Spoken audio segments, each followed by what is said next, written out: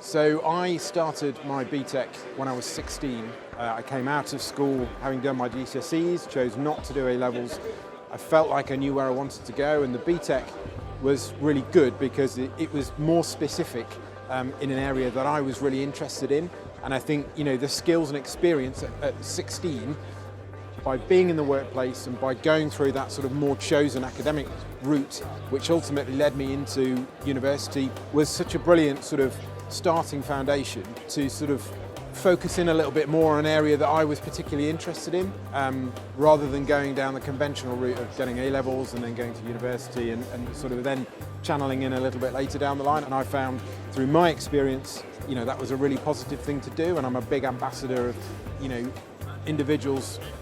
understanding that opportunity and considering that, you know, from their point of view now at the age of 16, 18, however old they might be, that, you know, this is a really good, valid way of, you know, starting a career path into construction.